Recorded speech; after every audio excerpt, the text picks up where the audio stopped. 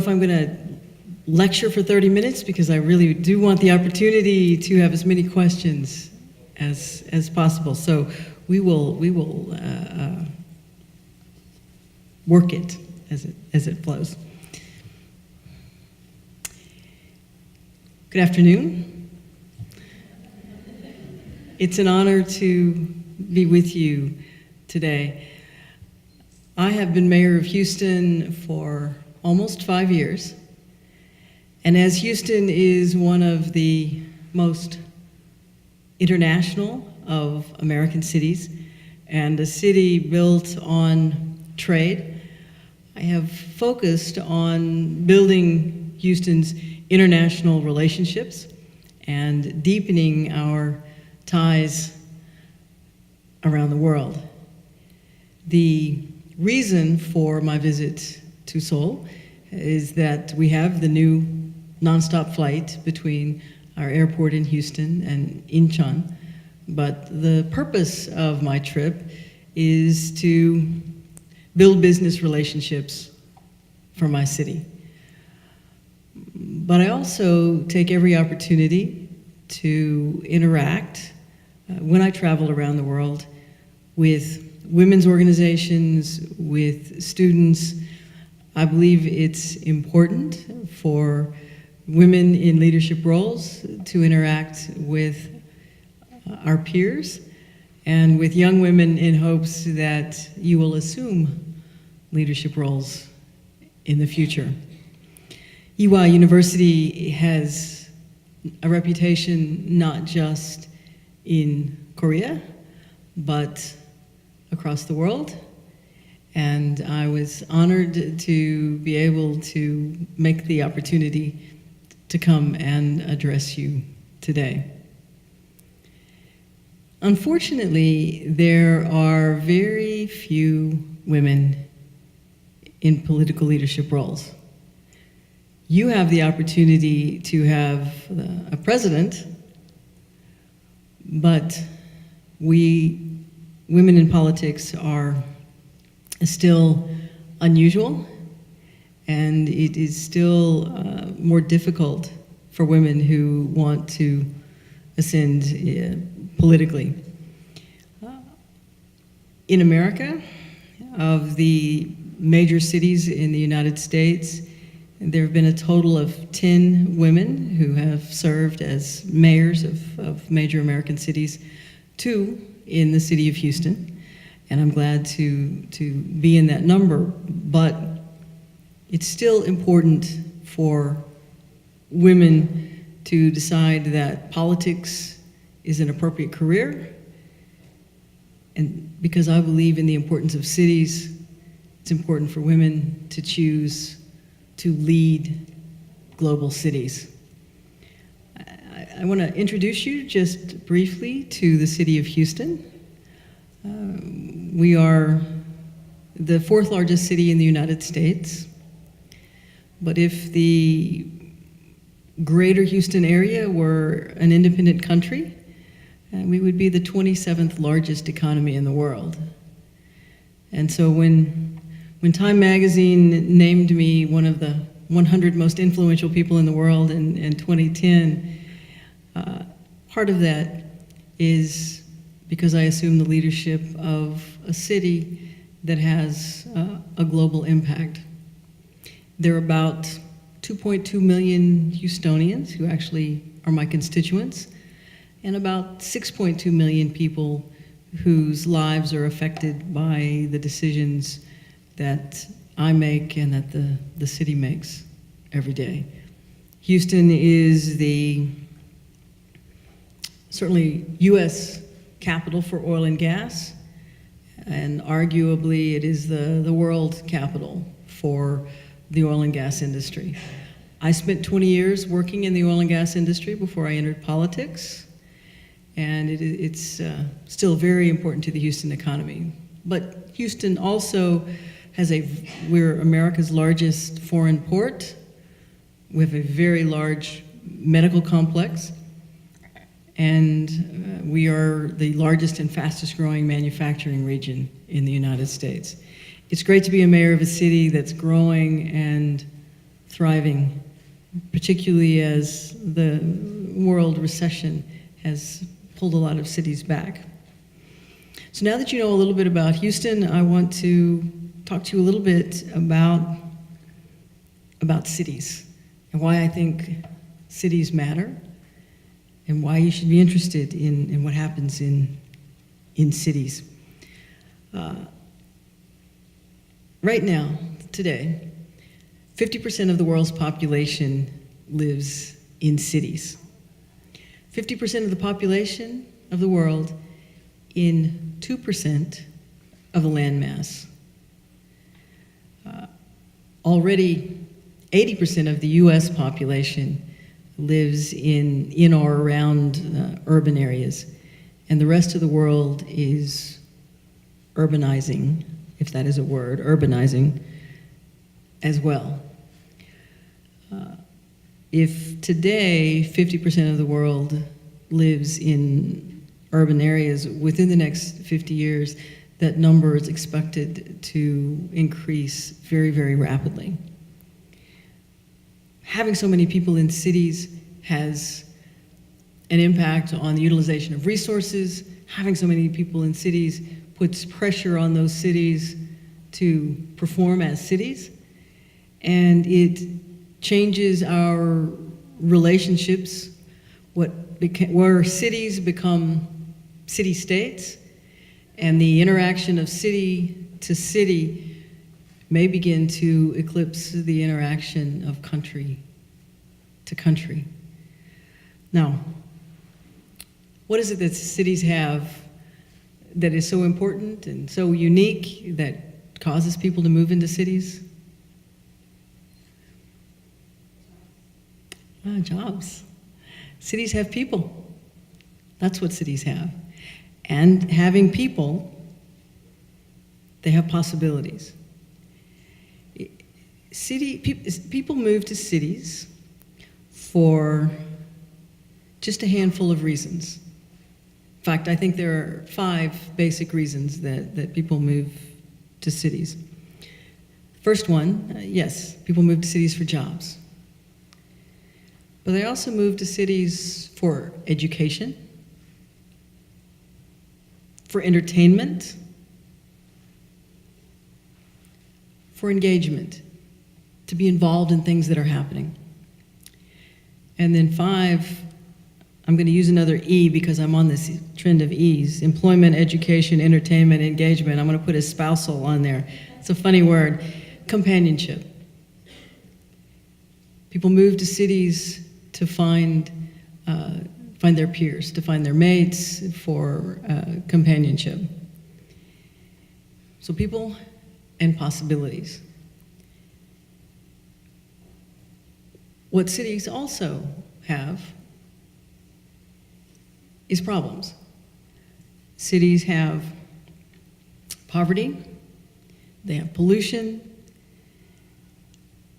they have traps for those who are born into poverty and cannot provide for themselves the opportunities to advance.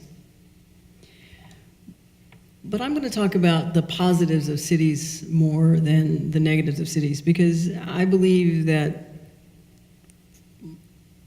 for most cities, we work very, very well, and the opportunities in cities and the possibilities in cities really outweigh the problems. If you think about it, what cities do is really not very different whether you are a city of 20 million people or 10 million people or 1 million people or 1,000 people or a cluster of mud huts somewhere. In order for human beings to live together, you have to provide certain functions or services.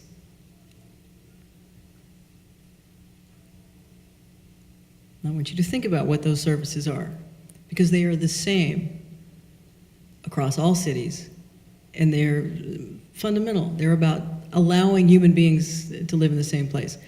You have to have a source of fresh water.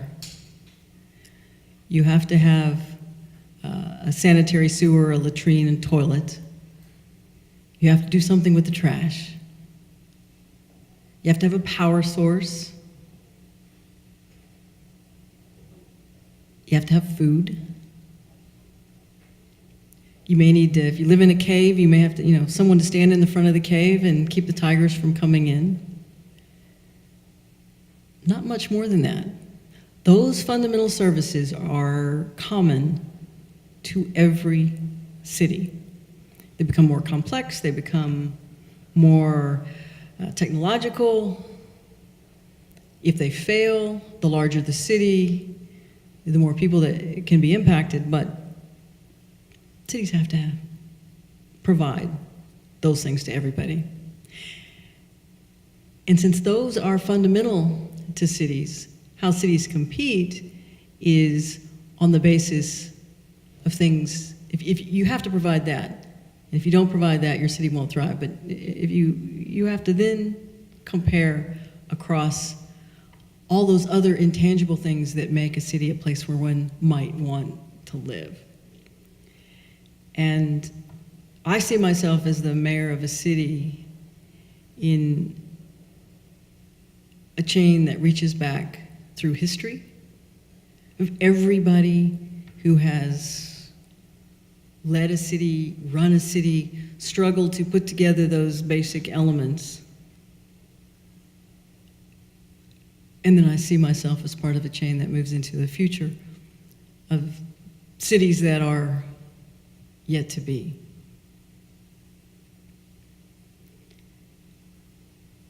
We make a joke in the United States about what the oldest profession is. And in my view, the oldest profession is government. If you have more than 2 people, you have to have a mechanism for decision making. All government is a mechanism for decision making. Politics is a method of deciding who makes the decisions. But government is a method of decision making. And in city government, most of those decisions are focused on those fundamental things I talked about. The not very exciting things that allow human beings to live together. The water and sewer and the trash and a power source and making sure people have food and making sure people have protections. And what we do with our government in terms of local government, federal, national governments, I happen to believe that local government is the most important level of government because it deals directly with the people. And so in my now 17-year career in local government in Houston, I have been able to follow my passion for cities and my passion for making sure that my city provides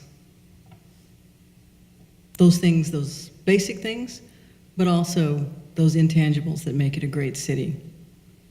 So if cities are about employment and education and entertainment and engagement and companionship, they are also about opportunity, and they're a place where ideas can rub up against each other as nowhere else. And the best cities provide a diversity of opportunity and a diversity of ideas and a diversity of population so that the ideas are more varied and the ideas are more innovative. Diversity by itself can be chaos, but diversity where ideas meet and seeds can germinate from those ideas coming together is a garden that can be really beautiful. There really isn't a recipe for success in cities, but beyond having to balance those fundamentals that every city has to provide and the quality of life issues that make cities exciting or make one want to move from one city to another, there are certain things that cities have to do in order to thrive. I think cities must make sure they utilize the talents and resources of every citizen of that city. And so that means utilizing the talents and resources of not just the men of those cities, but the women of those cities. And it's particularly important because I believe that women are, well, I know that women are socialized differently than men. I also believe that women are wired a little differently than men in terms of how we think and how we view the world. And having that full representation of citizens in cities provides some of the growth and possibility of cities. There is a quote from there's a professor of mine. I'm a graduate of Rice University in Houston, and one of my professors says that the resource of the knowledge economy, the future economy, is housed between the ears of the best and the brightest. It's how we think. It's our minds. And if we don't utilize the minds of every citizen, we won't win the global competition. There is no other occupation where the best in that occupation give away the tools of their trade, the way cities do. By that I mean cities are in competition with each other. We're trying to attract the best and the brightest, but we don't compete in the way companies compete, where companies innovate and hide their innovations. The way cities compete is that we share. The way cities compete is that we provide, cities network, cities work together, we provide information to each other. I take an idea, I run with that idea, we implement it, we perfect it, we share it to another city, they pick it up, they do the same, and then they give it back to us. But the best thing that cities can do, they need to build on their own strengths. So Houston is a city of oil and energy. We're here trying to make connections with Korean companies that are building rigs, with Korean companies that want to invest in oil exploration in Houston. We're a city of medicine. So on my trade delegation, we're here with representatives of the Texas Medical Center. And we hope that we can make more connections to our medical complex. Houston is a city of trade. It really wouldn't exist without international trade. So we're here to look for markets for our manufactured goods, and we're here to try to lure companies into Houston who want to build and manufacture there. So build from their strengths. Cities have to, now where cities can compete, if all things are equal, if the basics of city government, remember the things that were in the mud hut or to the big city are all working really well, then those things that provide for quality of life, we compete on the amenities, being able to have parks, clean air, to be able to have libraries and museums and the arts and the things that would attract the knowledge economy workers and the best and the brightest. but you also compete on a tax and regulatory climate. And so as a city, Houston prides itself on being a good place, an easy place to do business. But cities are also a place where you can create a mindset where you encourage innovation and exploration and experimentation, and not interfere with the working of people who want to build their cities. And one of the things that we've been marketing as we've been here as a city is that Houston is a place easy to do business. And in fact, one of the slogans we have used here is that Houston is open for business. But now I'm gonna shift gears for just a minute, and I really would like to have a dialogue rather than a speech. I give a number of speeches every year. I can do formal written speeches, but the reason I came was because I wanted to talk to you, not speak at you. And so I'm gonna just shift gears for a moment and go back to the theme I started with, and that is that there aren't enough women in political leadership, and there are not enough women yet in leadership in business. The city of Houston is a $5 billion corporation. Our annual spend is $5 billion. There are 22,000 employees who work for me. I am the CEO of a corporation, and a corporation with a unique function, and that is to provide essential services for the 2 million or 6 million people who go through, 2 million people in Houston, 6 million people who go through the Houston area. As the CEO of the city of Houston, I use the same skills and resources as any CEO in business. But interestingly, as women have increasingly moved up in the business world, we have begun to slow our entry into the world of politics. And I think that that is unfortunate, because I do believe that women bring unique gifts and skills and insights to political debate and to deciding the big issues that confront the world. As a mayor, I'm responsible for the quality of water my citizens drink, the quality of air they breathe, and whether or not my police department is sensitive to the civil rights of our citizens or not. Those are the kinds of decisions that are critical to the quality of life of Houston. And I think it matters who the mayor is and who helps make those decisions.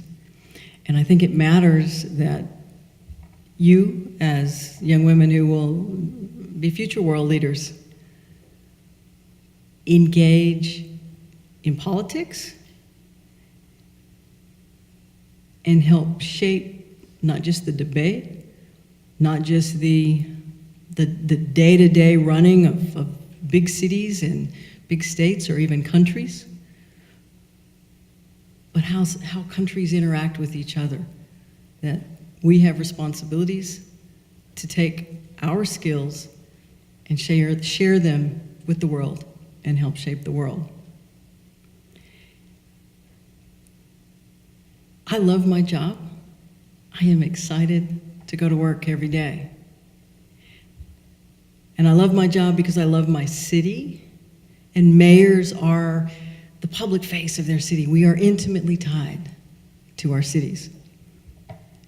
But I feel a responsibility to make sure that what happens in Houston is also good for not just Houston, but for my region, and that what I do as mayor, connected to what other mayors around the world do, makes the world a better place. And so I thank you for the chance to come and talk about cities for just a moment. But now I want to talk to you about anything that y'all would like to. I'm sorry, that is a Southernism, y'all. From the south part of the United States, we say that. Let me start over again. I would like to talk to you about any questions that you may have, what it is like being in politics and what it is like leading a great city. Now, I saw some of you writing things down as I was speaking. So I'm going to just ask you a question to see who was paying attention. So what is it that cities offer to people? Just give me one. Employment, education, there we go, entertainment, engagement, companionship. Thank you very much. I appreciate that.